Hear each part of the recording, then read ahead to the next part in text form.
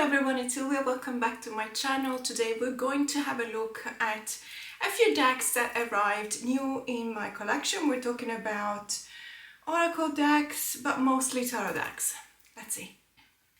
So the first one that I want to show you is a very recent deck.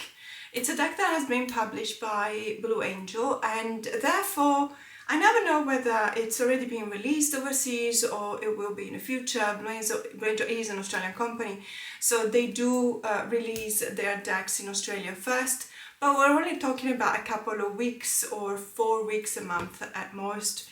In any case, this is very recent. I found it by luck, by sheer luck, because I was out running, and I saw a big shop that we call Big W that has got pretty much everything. It's very similar to Target, and they usually have decks as well. So I popped in and I saw this deck, and it literally just arrived. There was the guy still putting them together on the shelves, and so I just grabbed a copy. I was looking forward to this deck though, because I hope so. For what I read, it is very informative, and especially when it comes to the guidebook, it is really, really interesting. I don't know, this is an unboxing, so we'll see. So it's the Baddeley Tarot. It's a journey of wisdom, myth and transformation. What I do know is that it is a deck that has been created with the purpose of, let's say, being inspired by Renaissance Tarot. I seem to remember that it's based on the Visconti Sforza from Milano. I could be wrong, but we're going to find out very soon. So let me just remove the plastic, the wrap, and we'll have a look at this deck. Okay, so this is a big box, by the way, and it's rather heavy. So I'm expecting the guidebook to be as chunky and monkey as I'm expecting it to be. So the Baddeley Tarot, copyright 2025, Jake Baddeley. So this is actually the name of the creator. Let's just dive in. So the Baddeley Tarot guidebook, and let's see. Oh wow, okay, yeah, it is very thick, as you can see here.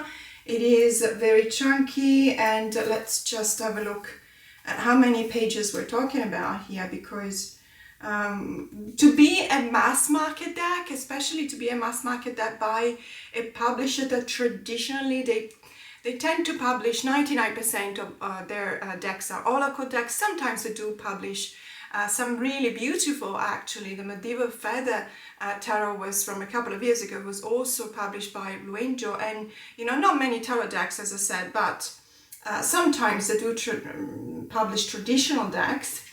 So, oh yeah, I was talking about the Medieval Feathers Tarot, but it's got 300 and, sorry, these are just the pages related to other publications. And by the way, this deck also comes with what they call a tarot journal and coloring book. Now, I had a look at this. I didn't buy it this time, but I did have a look.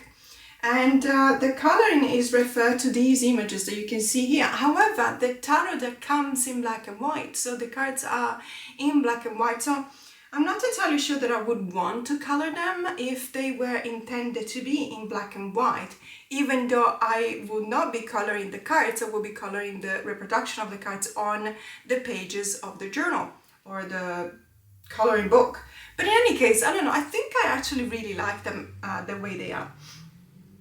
It is very chunky, this tarot journal as well, and I was quite interested, but I didn't buy it. I'm just gonna try and see whether I like the deck first. So Jake, this is Jake, obviously, has been painting and drawing for as long as he can remember.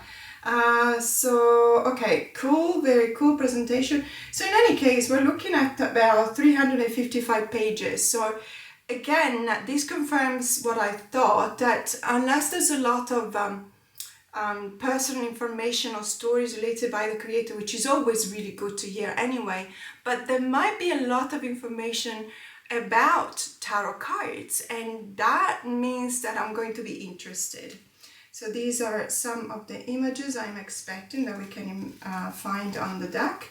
And I'm just going to go back to the beginning here and see what we have, and if we have a table of content. Yes, we do. So part 1, introduction, the journey begins. Fast Steps, The Deep Roots of the Tarot, A Short Story of the Tarot, The Mysteries of the Tarot, The Codes of the Tarot, Conclusion, The Secrets of the Ages. And then we got some spreads, and then obviously part 2 is dedicated to the cards and major and minor arcanas. And we see here that, for example, we've got the minors have been renamed. So the Suit of Swords is still named the Suit of Swords, but the Suit of Wands has been renamed as baton, cups and coins, okay? And then what have we got? Then it starts. But what I'm interested in is indeed First Steps, The Deep Roots of the Tarot. So it tells you more or less the idea behind this deck, I'm imagining. And most of the best preserved early tarot come to us via a style of deck called the Tarot de Marseille. These were the most popular and long-lasting decks until the modern age. It is this design that I have followed the closest, as for me they contain the most profound images. The origin of the order of the cards of the Baddeley Tarot, however, finds its origin in Milano, around the beginning of the 15th century, so traces its beginnings to one of the very early tarot. So this is going Tarot of Milan.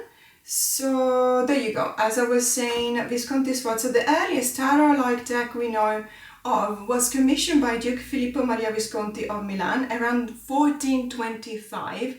The humanist scholar and astrologer Maurizio da Tortona was asked to devise an allegorical card game based on virtues and temptations for the Duke. That's really interesting. It's a very interesting take on that. The deck had 4 suits with 4 extra cards depicting classical gods in his suit. There are no surviving example of this deck, so no one knows how it looked. Later, around 1450, other decks were commissioned by Visconti. Many of these have survived and are beautifully embossed with gold, showing delicately painted figures. The Carrier sheet, circa 1500, also from Milan, is a sheet of uncut trump cards, which are the earliest example of what would be known as the Tarot de Marseille.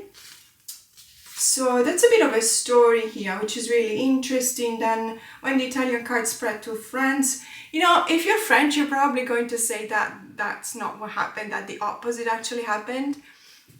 And, you know, it's always like this, obviously. I'm Italian, so I believe in this. And I believe, though, that in many cases, there are many traditions that have been born in different geographic locations at the same time. And it doesn't necessarily mean that one country stole the idea from the other country. It's just the way it happens. There was, I believe, especially in the 15th century, 16th century, there was a very strong need for spirituality.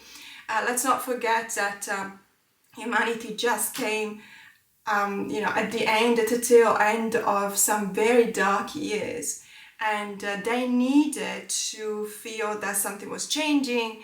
And at the same time, they also needed to recognize that there was this idea of trying to take back control over your life, or at least over some things that you could eventually change. But at the same time, there was this idea of wanting to know more, and hence, the need for divination. And I really do believe that this is very cyclical.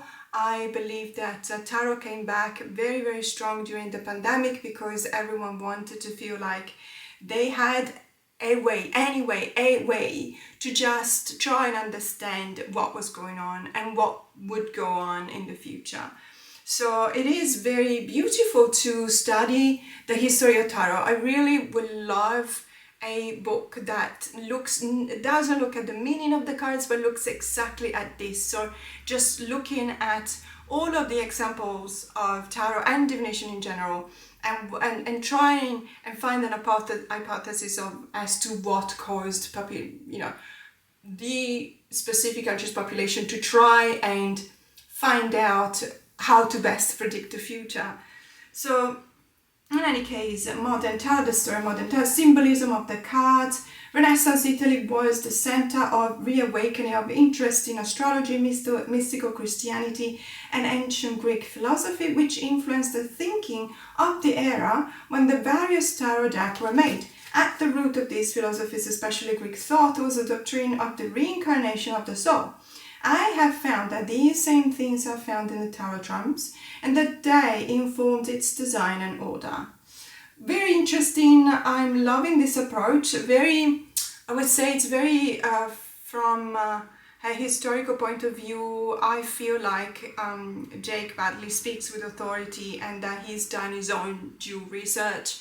And that it is very interesting to see what he's choosing to share with us, because as you can imagine, when we start studying the history of tarot, we can go on forever, and obviously 350 pages is not going to be enough, but really interesting to read this. But I also heard elemental correspondences of the suits. There you go, the mysteries of the tarot. So this is the part that really interests me, and this is the main reason that drove me to buy this deck, because I wanted to check out if it was true that there's a lot of information for anyone from beginner's level to intermediate to advanced level. I'm always intrigued by these books because this is technically a guidebook to a tarot deck, right? So it's a little white book on steroids, and obviously it is very interesting to see what the artist behind the deck, the creator of the deck, has chosen to share in their own knowledge of tarot in general about their own deck, and whether that has been informed when creating the cards. I have no idea, but we can find out. So there's a bit of alchemy here, elemental correspondences of the suits, system of correspondences where a set of symbol relates to another in a particular way, absolutely. I have interpreted the baton as the rule of the ancient kings, which was used to measure and bring order to the world, known as the royal cubit. A statue of a southern Mesopotamian king, Gudea, can be seen with the royal cubit on his lap as far back as Sumerian times. That is so interesting. I am really happy to discover that the information that you can find in here is very worthy of an actual book. So I'm really happy to see that what I heard about this deck is actually true. Because sometimes they will tell you, oh, it's got a fantastic guidebook, and then you find out that it's just fantastic.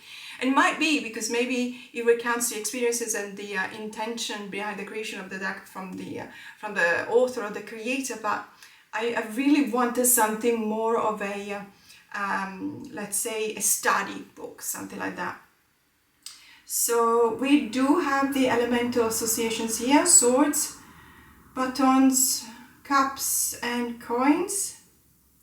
If we place the four classical elements next to the suits in the order shown, interesting correspondences arise, adding layers of meaning to the card's symbolism. So okay, so this is interesting. I skipped a couple of paragraphs here, and I should not have. Apologies for that. Because it says here, this aligns the element of air with measurement and thought, which is what I always think about. This leaves swords associated with fire. Wow, okay. Which is often seen as corresponding to the energy of the material spirit. In this deck, the suit of swords is associated with strength and action. Super duper interesting. That is quite the opposite of what we would normally look at when we consider the RWS system. So really super interested in reading further. If we place the four classical elements next to the suits in the order shown, interesting correspondences arise, adding layers of meaning to the card symbolism. So swords is fire in this case, batons is air, and then steel cups is water, and coins is earth.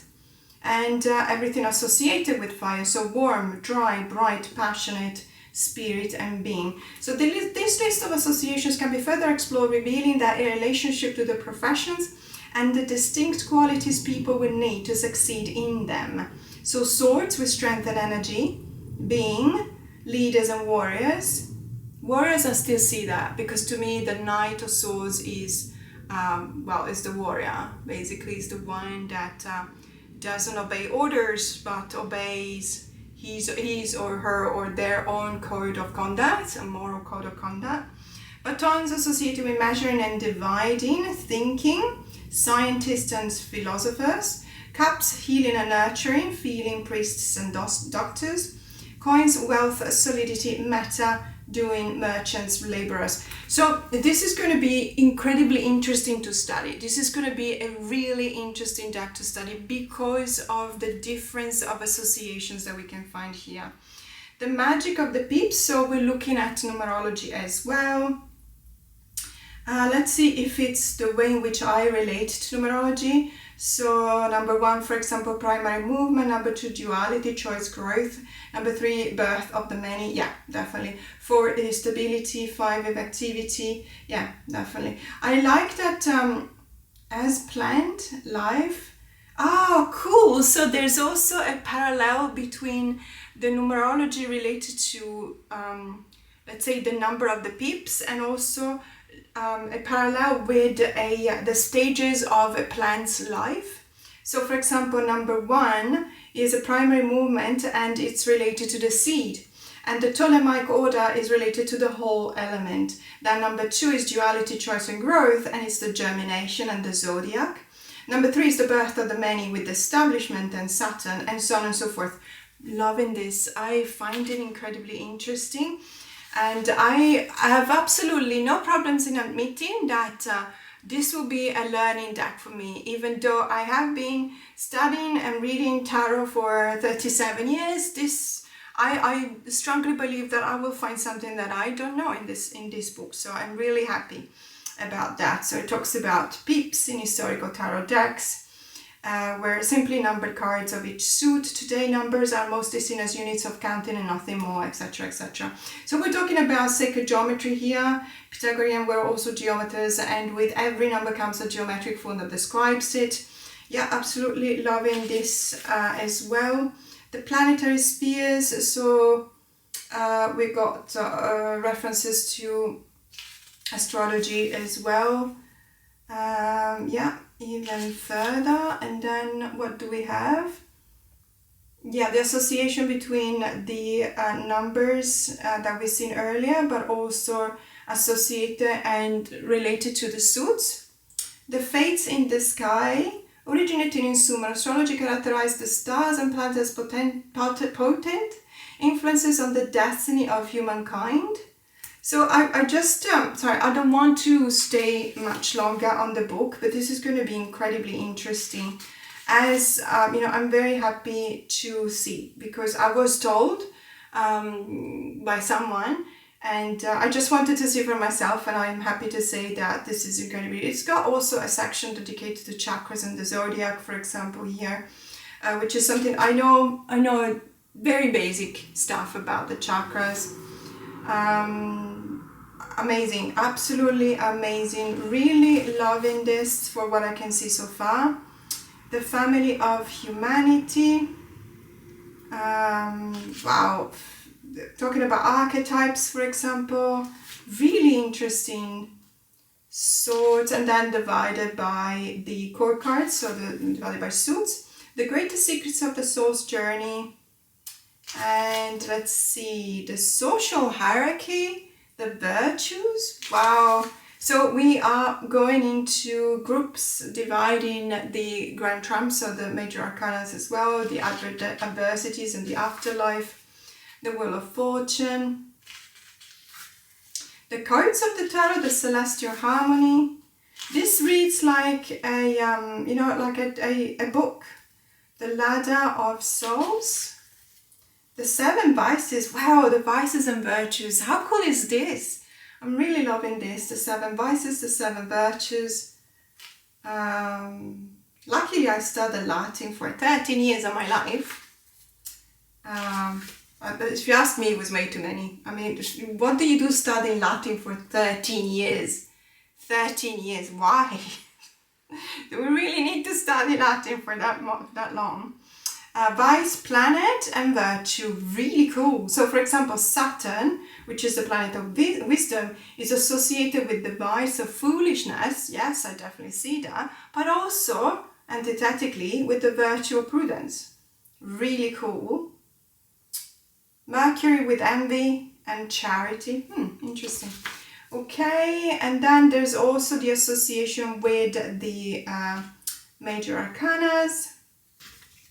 So it's very well structured for what I can see now. I haven't read all of it, but for what I can tell so far, it's very well structured as well. The Fool's Journey, of course, loving this, by the way. If you have the Wildwood Tarot, there's something very similar. I'm not saying it's the same, but there's something very similar because the Wildwood presents you with a slightly different interpretation of the order of the cards when it comes to the major arcana, and it does show you a slightly different perspective of interpretation of those cards. Dante's Divine Comedy, wow. I mean, hello, wow. By the way, I have to say I did study the Divine Comedy also for, I don't know, 8 years. 8 years. Why? You know, sometimes when you're at school, you're just studying what they tell you to study because, you know, you have tests and everything, you know you're going to be measured on those. But when you grow older, you kind of ask yourself if that was really necessary, other than to be able to pass the test. The Star, ooh, interesting. You guys know how important the Star card is for me. So obviously I'm going to have a look at this, and then it talks about the Devil, which is my stalker card, by the way. It's really interesting. The Eleusinian Mysteries. I don't really know these ones, so that would be very interesting as well. The Rites of the Greater Mysteries. The Order of the Festival. So I'm just going through all of this without knowing much about what this is. But I can tell you this, the Transmigration of Souls. Wow. Really? Okay. As we have seen, the tarot was mainly derived from Platonic and Greek thought. The trouble with these ideas is that they, in their essence, rest upon the founding idea that the soul is immortal and reincarnates in a cycle of death and rebirth. Yes, definitely.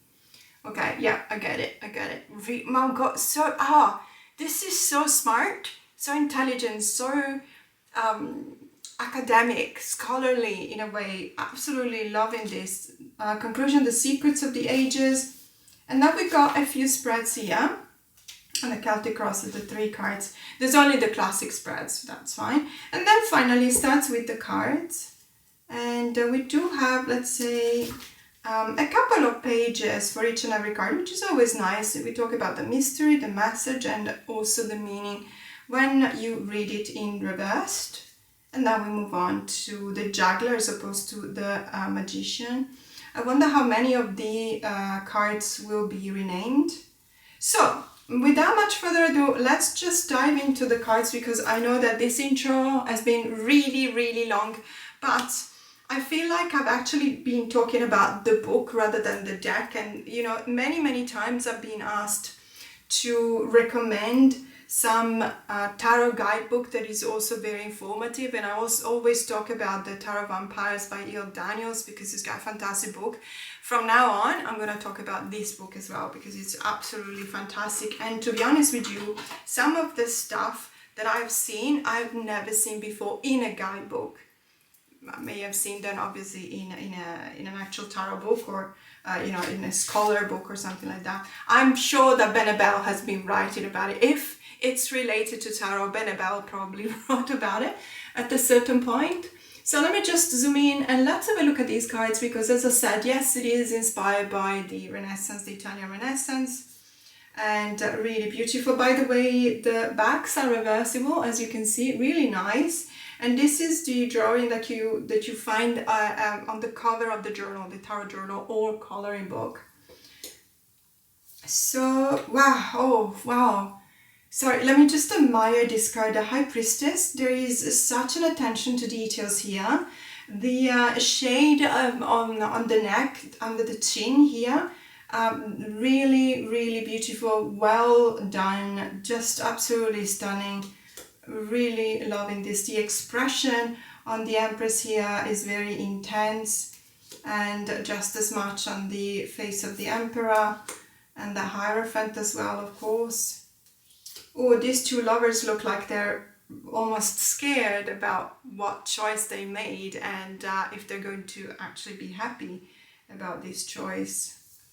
The Chariot, the Temperance. So we've got the Temperance. I know that there's a couple of differences but we'll see. So we got the Temperance card, the number 8, which is very unusual because usually you do have the Strength card, or what you can have is the Justice card. So in many decks you will have those two cards swapped. But I've never actually seen the Temperance card and number 8. And this actually, it brings me back to talk about the hero's journey. Obviously, there is a number of stages the hero needs to address, or the fool needs to address, in order to proceed and evolve in their own journey. And obviously, when they meet the Temperance card, they meet it after, all the tribulation of the wheel of fortune, and then the Hanged One, and then the Death card, and so there's a number of things that call for a moment of rest. And so Temperance is always referring to some kind of a healing because of time passing, and it's also the card that prepares you to confront yourself with the devil. You're at the right time for you in your personal development to face the devil. I'm wondering now if that, if we take the Temperance away, what is the power of the devil over the hero, over the fool? So that's going to be really interesting. So Justice is number 9. So where's the Hermit? Okay, well, I'm just going to go ahead one by one. This is very interesting. I'm not going to do the same for all of the minors because we don't have time. Otherwise, this video is just going to be about this deck. But yeah, Justice card is number 9. Fortitude, so the Strength card is a number 10. The Wheel of Fortune is a number 11. Really beautiful, by the way. These cards are just amazing. And the Hermit is number 12. So these are all kind of, different. Number 13, instead of having Death, we have the Hanged One, which is very powerful because it's hanging by... there's a lock here that stops the rope from unfolding, and is also weighted down by 2 bags of money. So that's really symbolical. So we got Death at number 14, which is, by the way, really beautiful. Very, very, very didascalic. And then after the Death card, we got the Devil card at number 15. So the Devil card is still a number 15. So it's, it's just the last 7 cards. Then the Tower at number 16, as you do in an RWS. The Star card, really beautiful Star card. And the Moon, of course, even more beautiful than the Star. And the Sun, the Judgment card, and the World card. So it's just, from number 8 to number 14 included, that we have these differences that we can see. So let's have a look, because as we said, there you go. So the Ace of Swords has got the elemental symbol, the alchemical symbol of fire. If I hadn't read the book, I would have gone, oh, this is a mistake. But no, it's actually swapped between fire and air. So this is swords and batons, obviously. So this is really interesting. And it's very interesting to notice that there is fire. This is a flaming sword. There is an archangel that has got, Michael has got a flaming sword, if I remember correctly. So that would be interesting to see. And the Two of Swords. And obviously, I'm expecting the symbology in the cards to be different from the RWS. So the Three of Swords is not a pierced heart. It would be really interesting, because all of a sudden, if we're referring to the number 3 in numerology associated with fire, that changes everything. 4 of Swords and 5 of Swords. The 6 of Swords. I'm just looking at the Suit of Swords because it's my favorite, generally speaking. But then again, whenever I do talk about the Suit of Swords, it's the Suit of Swords as we see that in the RWS. But I just wanted to check out the Queen of Swords. Okay, so the Queen of Swords. Okay, really beautiful. A very young king, by the way. Very, very interesting. And we got the symbol, your chemical symbol of air when it comes to the suit of baton. So obviously what we would normally call wands, we would normally associate with fire, in deck is actually swapped, and it's associated with air. So the rational thinking, the philosophers, the scientists, and so on and so forth.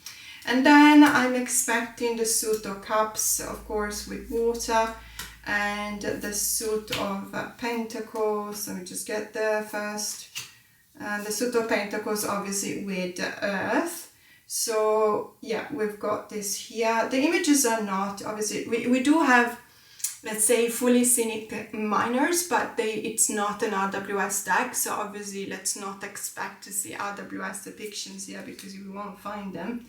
But it will be very interesting to see the associations and the explanations related to the card on the book. So really, really excited about this. Really beautiful, by the way. Love the illustrations. Absolutely phenomenal deck. I'm very happy. It's not a cheap deck. It costed me 45 Australian dollars, which is around 28, 29 US dollars. Generally speaking, these decks in Australia are cheaper than ones that have been published by Blue Angel. So I'm expecting it to be even more expensive in the US. Although I have absolutely no idea, but let me say, for what I could see right now, it's actually worth it. It's really, really interesting. But now let's move on to the next deck. Okay, so I know what this is. Let me just zoom out for a second, and I'm very excited about it because this should be the Kickstarter reward for a campaign that I backed. I don't remember when, honestly. It's by Jessica Bott. It's the Cracked Amethyst Tarot, and it is the latest edition. I do follow Jessica's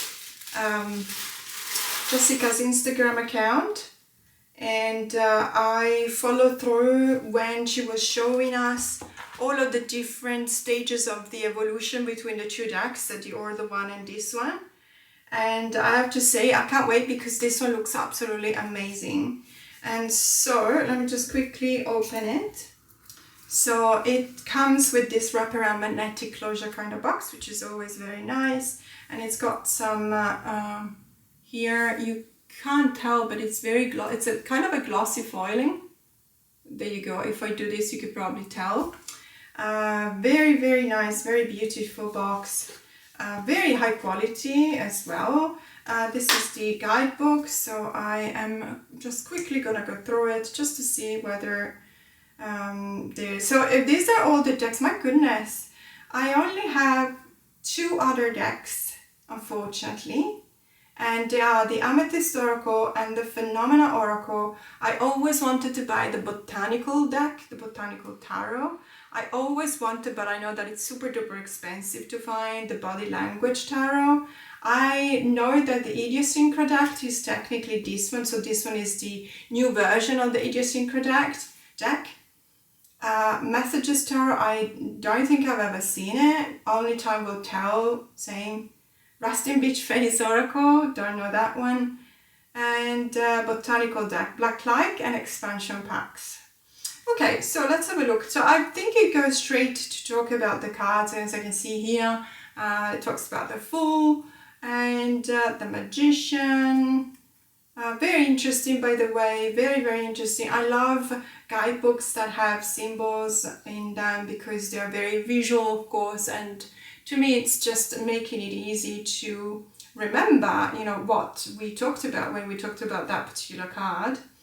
And it looks like it's got more or less the same when it comes to the minors as well, as you can see here, which is really cool. I'm loving this booklet. It's almost as if it were a illustrator book, you know, and yeah, I think that it's a very, for me, for people like me, I'm a very visual person, so obviously whenever someone teaches me something with visualizations, it catches my attention because obviously I know that I will have, it will be easier for me to remember what I've been studying. So I'm very grateful for this, Jessica. But let's have a look at the cards. And let's see, I also have the 2 Oracle decks that I've got. By the way, these are gilded with silver, matte silver, which is very nice, by the way. And here we go. So very quickly, I don't have the original one. I seem to remember though from looking at her account on Instagram that the original deck had white borders. And I believe one of the 2 oracle decks that I've got also has white borders. So that would have been probably, what she was doing at the time. And I remember that she was talking about creations and the art style that was evolving through time. Look at this devil, it's a spider. Sorry, it's just I found that really funny. Wow, and it's true, you're trapped. Yeah, of course, it keeps it treats you like a puppet because it's pulling at the strings. Genius, I love this. And the tower with a volcano and the star, of course, a shooting star, the moon. So I remember she was talking about the fact that it was a natural evolution to go from white borders to borderless. In her art style. We do have some additional cards here. Oh no, sorry, no, just one. I thought it was more than one, but it's actually just one. And it says magic, and it's got a question mark at the top here. And then we're looking into the suit of arrows. So here we go. So I appreciate the fact that she was disclosing the fact that obviously she changed a few things, because now after years after the release of the first deck, she thought that there were a few things that needed to be changed, let's say, and so it's really nice because you can actually follow the progression of the creator, what she thinks it's important to show in a card, what kind of symbol she wants to keep. Look at this 4 of stones, which is really beautiful, by the way. Very nice.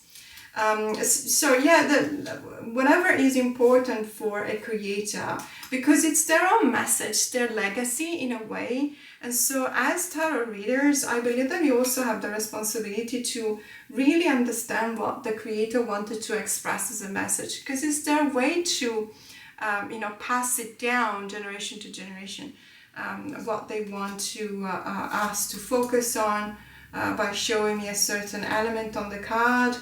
Is it something that it's important for the creator? Is it something they want to communicate to me as a reader? Or do they just simply follow the code of the RWS? Knowing these things is actually rather important to me. Loving the colors, by the way, very evocative, very atmospheric.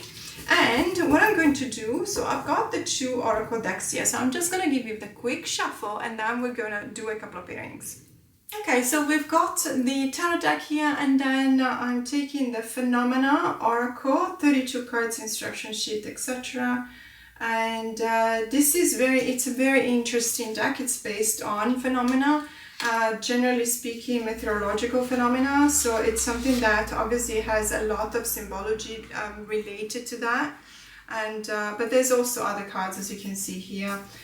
Very, very interesting, very beautiful images, and it does remind me a lot of the latest tarot deck. So I'm thinking this is probably going to be a deck that pairs up quite nicely with the tarot deck. There's a difference in a number of cards, obviously, so I'm going to take some of these out. But the other one that I wanted to show you is the Amethyst Oracle, which is now rather difficult to find. But I was really lucky that I found it for a very reasonable price, and I really wanted this deck. I have wanted it for quite some time. I think that I started being interested in this deck like 10 years ago, just after it got published, and I was kicking myself for not buying it when it was still available. But as you can see, this one comes with quite clear white borders. Really nice, very similar, probably it's easy to understand, but it's a very similar art style, as you can see here. So let me just see if I can do something removing some of these cards. There you go. And so we've got these 3 decks. I'm very excited to pair them up together, and let's see what the story is, because it's always about the story.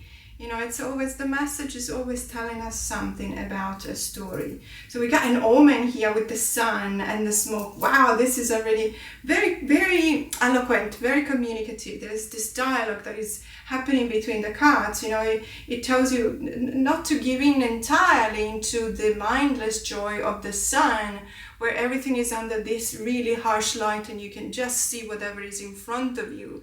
And you know, that is the invitation of the sun. It tells you, you never know what's going to happen tomorrow. So, you know, try and be happy today. Take advantage of the fact that sometimes we have some little wins to celebrate. But there's an omen there, and you know, it's almost as if it were telling us that the smoke is going to obscure the sun because this is an eclipse. Wow. It works really well already. I'm feeling the cards. Judgment with the chai and the meteor. And let's see, the Three of Stones with ritual and rain. That's really interesting. It looks almost as if the directionality of the clouds on the Three of Stones card reflects and mirrors the directionality of the drops of rain in the rain card of the oracle. And so there is this sense of looking towards this card. What will the rain bring? The ritual associated to the rain for me is about cleansing. You know, it's about the water that cleanses, that clears away something that needs to be cleansed and needs to be cleared. So really, really interesting, very beautiful pairings. I would say both of them. Obviously for borders reason, this one pairs up nicely, this one a little bit less. But I don't really mind because I believe that the vibes of these three decks together are very, very similar. And as I said, there is this commonality in the art style, which obviously I would expect because, you know, it is the same creator, even though she admitted having changed and having evolved into the art style. I love the fact that we've got two swirls here and it looks almost as if they were the same kind of symbol, but this one is within a crystal ball. So we're talking about the Queen of Cups, and there is this sense of mysticism associated with the archetype of the Queen of Cups. And so, but what is the swirl, you know, the spiral that we're looking at in the oracle card? It's a hurricane, you know, as in the phenomena oracle. So obviously the hurricane is bringing a lot of change. It's almost as if it were a tower card, because as we know, whenever there's a hurricane, anything that is solid enough to survive will go on and thrive, but everything else will be taken away. And destruction, a hurricane and destruction. There's a lot that can be read by looking at these cards here. It's really an amazing combo, these three together. As I said, sometimes I feel like I need to shy away from pairing up decks by the same author or the same creator or illustrator. But honestly, why would you complicate your life even further? I mean, if it works, it works, and let's not try and complicate things even more than what they already are, because life is already difficult by itself. I love the silence card because it's the Northern Lights, but I see it here with the Five of Swords and the earthquake. So there is a sense of saying, look, there is this unfair advantage, and you can't compete with whatever is at stake here with the other forces that are competing with you, because you're not going to win. So just accept that there is this chasm that is going to be formed in between, but also contemplate that and understand that everything that is happening is meant to be. This is the meaning of the Northern Lights for me. And associating that with the keyword silence really reminds me of a moment in which you're just standing in front of something that is bigger than you, and you cannot even comprehend it. And so your silence is your response to that. But it doesn't mean that you're losing. It doesn't mean that you're giving up. It just means that at that time, it's okay to stand still and not to say anything. Really, really beautiful. Loving these cards together. The tsunami with the High Priestess. That's really interesting. Really loving this. There's so many symbols on the tarot cards as well, I will have to say. So this is really cool. I've actually seen a sun dog in Australia a couple of times. It is a very rare phenomenon, and it looks exactly like this. So don't ask me, because I don't know the physics, the physics behind this phenomena. However, it's almost as if it were a rainbow, and that is a concentric kind of rainbow. And it is incredibly cool when you see it. It's almost never this clear, to be honest, but you do see it sometimes. We got that with the Empress and Winter. So there is this sense of all-encompassing energy that is brought about, the Sun, but at the same time the Empress as well.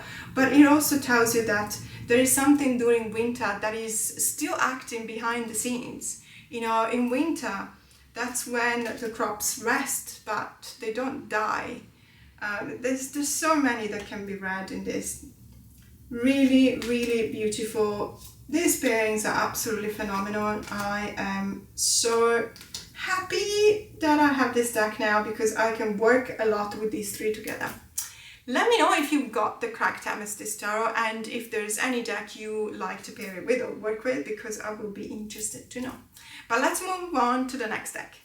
Okay, so the next deck is a present that I received from a subscriber slash member slash really good friend of mine's, and I have absolutely no idea what this is. I really don't know. It says Journey Oracle cards, so let's have a look. It looks really interesting. So let's just remove the wrapping and let's have a look at the cards. Okay, interesting. It's a two-part box. And let's have a look. There's also a guidebook. I had no idea that, you know, there would have been a guidebook as well. But I mean, it is an oracle deck, so obviously if the cards have a keywords, there might be some expansion on the keywords themselves. I have to say there's quite a fair bit written about the cards here. We see this card number 18 is called Return. And it talks about the image for a bit, and then it talks about meaning and interpretation. So really interesting. I think that we can go very deep with an oracle deck that tells you as much as this one seems to be doing. Working with the return, wow, there's also an affirmation here. And then there's a couple of prompts, journaling about the ways you've changed through recent periods of transformation and what desires or aspects you hope to carry forth. Wow, liking this. Create an altar adorned with objects or symbols representing qualities you wish to reintegrate into your life circumstances. Wow, amazing, amazing. Loving this one. Thank you so much. Loving, loving, loving this one. Let's have a look at the cards. So here they are. I don't know how many cards there are, but it looks like it's a decent amount. These are the backs, by the way, really beautiful colors. And these are the cards. So we've got the call, we got refusal, we got intervention. I'm loving the colors. We got threshold, guardian, helper, absolutely, a wise owl, departure. Really beautiful. I am loving the images, loving the culture, the colors and the color association. And oh my god, this is the whale, but guys, this doesn't look like a whale. It looks like a shark to me. And by the way, it's the 50th anniversary of Jaws, the original, obviously. And I couldn't have possibly watched it at the movies, but I did watch it many years later, and I remember that it was at the same time in which there was another movie that came out, and it was called The Killer Whale, or Orca, Killer Whale, something like that. And I remember that I went to watch this with a friend of mine. She got so upset that to this day she does not swim in open waters. She swims in swimming pools, or if she goes in the ocean, it's up to her knees and that's it. And let me tell you, I completely understand. And this card seems like if it's a whale, I mean, whales don't really have these set of teeth. This is more like a shark, but anyway. So the road, challenges, crisis. Wow, that's really beautiful. I really, really love the colors. Really beautiful association of colors and the art style. Resolution. You know what? It does remind me of the dream interpretation cards that I bought from the Vecchi, the editor or publisher, a couple of months ago. I was talking about it on the channel because I was doing the unboxing, but then I talked about it because it's probably one of my favorite mass market decks from the first part of 2025. Oof, the penance card. Oof, oh, heavy. Jeez, okay. The Scent, Discovery, really beautiful, gorgeous. Fruition, Rebirth, gorgeous card for the Rebirth with the butterfly here. The Fourth, very airy kind of card. Truth, Apotheosis, Reversal, Death. So obviously it's an oracle deck, and it feels like the keywords are very strongly, they talk a lot, they're very evocative but talkative at the same time, and they do relate well to the images on the cards that they represent. Forgiveness, for example, awakening, for example, ascendancy, dependence, the pay. Really, really beautiful. 47. It looks like there's 47 cards, which is always a great number. I am really looking forward to play with this deck because I do have a couple of tarot decks that may pair up really nicely with this one, and one that I'm thinking about is Le Tarot Pop Culture, so the pop culture kind of tarot, which is, you know, one of my favorite decks of all times, because honestly I'm all about pop culture, let's be honest. So this could pair up really nicely with that one, but as I was saying earlier, it also does remind me of the Dream Interpretation cards published by the Vecchi this year in February, that I talked about a couple of months ago, because the art style is very, very similar. But thank you so much to the person that gifted this deck to me. I really appreciate it. I really like it, and I will definitely do some kind of work with this deck and see whether it's pairing it up with another deck or working with it by itself. It's always very interesting. I'm always very appreciative. And last but not least, a deck that I feel like everyone is talking about lately is the Tarot Emblemata. So this one was originally published by Urania, and then it was picked up mass market by Wiser? Yes, by Wiser Books. So I'm really, really interested in this deck, first and foremost, because there's a foreword by Letizia Barbier, and she's, you know, I don't know how much I can disclose about what we're doing together, and she doesn't know me personally, but we are working, both myself and Letizia are working with someone, with a person, and we're working at the same project from, you know, different places on the planet, and I'm very, very excited about that project. I did kind of disclose it a couple of weeks ago because it's this project that I'm doing together with Andrea Aste, who's a magnificent tarot illustrator and also a fantastic artist. And it's his own idea. It's called the Discombobulator, and it's a magazine related to the science of the occult. And I'm one of the editors, so I've actually written an article for, and I want to you know, continue in my collaboration with Andrea, so it will be very interesting. Letizia is also collaborating, so there's rumors that there's going to be a launch, and I don't know if I can disclose it or not, but I have, okay, let's put it this way, I have been invited to the launch, and I will have to travel to go to this place, so it's going to be really, really cool. And so I think I will meet with Letizia and others that we collaborated together with Andrea to produce this, but it's going to be a few months, so you know, stay tuned, because you never know when I'll be able to disclose everything that I know about that. If you want to check it out for now, the website is the discombobulator.co.uk. So that would be really, really interesting. You can actually sign up to a newsletter, and you will receive the news about when the magazine will be available for purchase. Because for now it's almost complete. I think it's complete. It's been launched at the TABI, the Tarot conference in Manchester, a couple of weeks ago. But as I said, it was, and up until then I couldn't say anything. I was dying to tell you, and then it was released, you know, the news of the TABI, so I could tell people.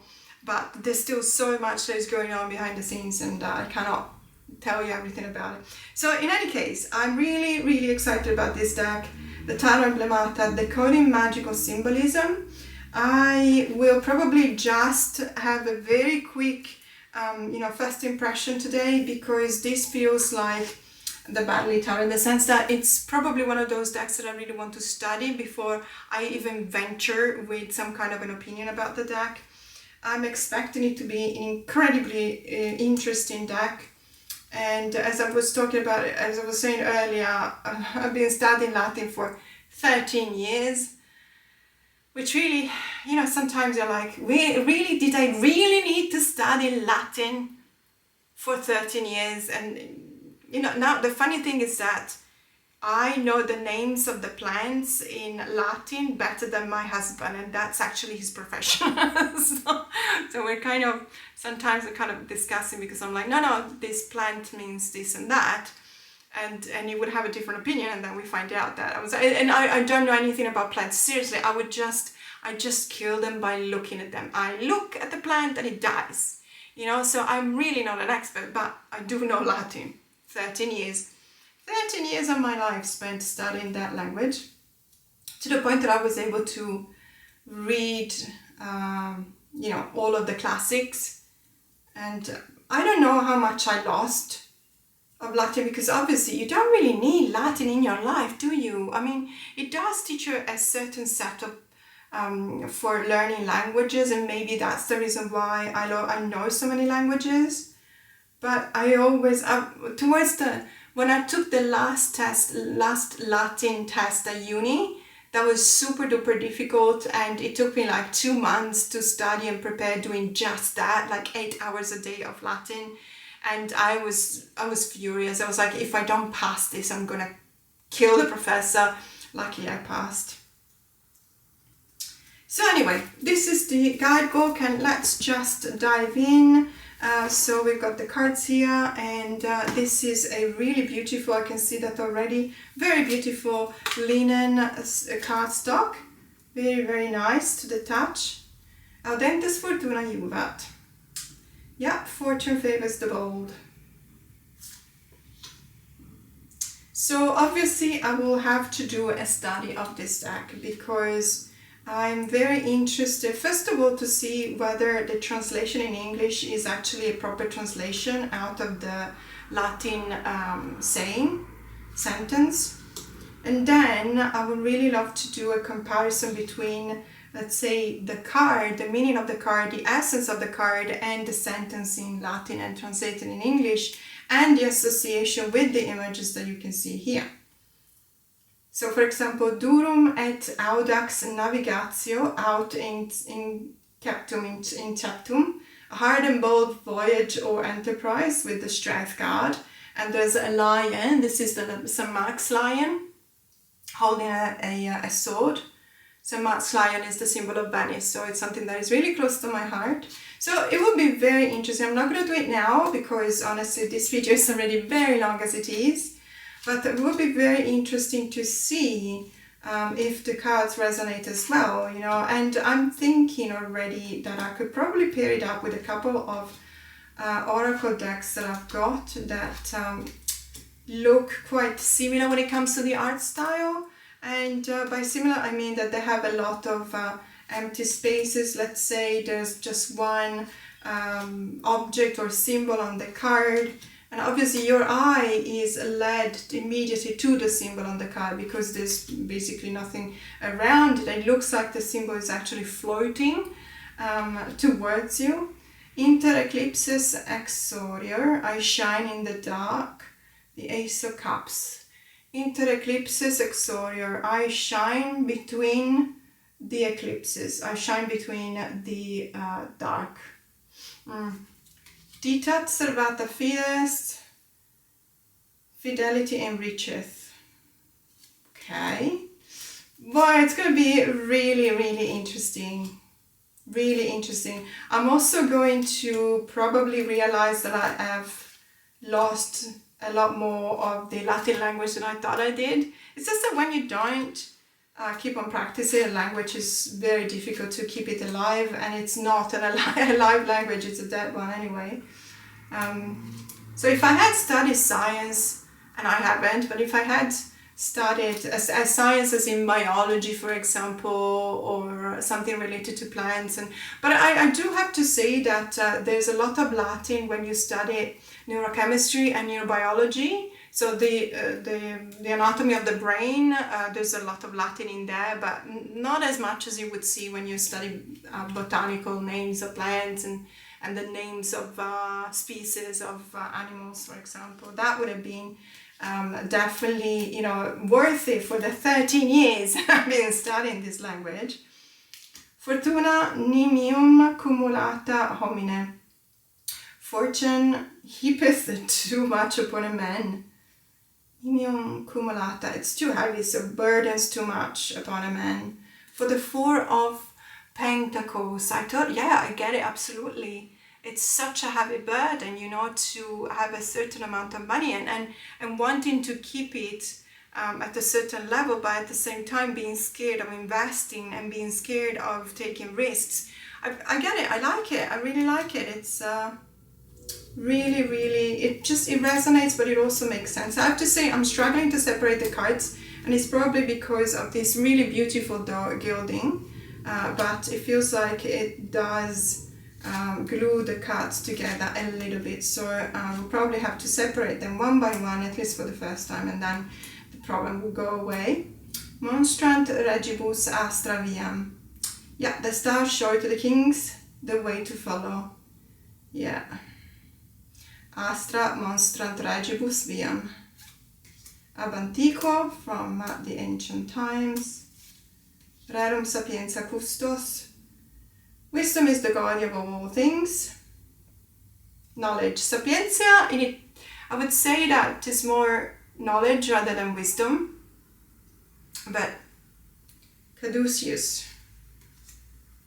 Okay, as I said, I just wanted to do a very quick unboxing and first impressions, but I'm really looking forward to work with this deck, because it's one of those decks, together with the Baddeley Tarot today, that really stimulates my brain. It really probably also represents a bit of a challenge for me, and I'm always up for a challenge, a brain challenge, obviously. So really, really interested and very happy to see it. By the way, if you are based in Australia, I'm sorry to say that unfortunately this deck will not be available for many, many months still. I found a trick. I don't know whether it worked only for once, but I found a trick to order it through Amazon US and have it shipped in Australia. So sometimes when you go to the Amazon US website and you want something to be delivered in Australia, it will tell you to go, it would just force you to go to the Australian website, and you will be forced to wait for the official release date in Australia for when it comes to decks, for example. However, I found, I don't know how I tricked it, and it was during Mercury retrograde, so I was sweating, I was really worried. But basically I filled in my address in the US. I do have a parcel forwarding service in the US, in Portland, Oregon. So I filled that address in, and then at the last second before I hit pay, I actually switched to my Australian address, and it took it and it arrived. So I don't know whether that was because it was a glitch, or I was lucky, or I found a way to trick it, I don't know. But in any case, I'm really happy that I found the opportunity to get this deck before before the official release date in here, because I think it's going to be released in November, which is ridiculous, honestly. It's ridiculous, but this is the deck, and I'm very looking forward to dive deeper into the cards. Now, thank you so much for watching. That was it for today, and I will see you another day. Bye!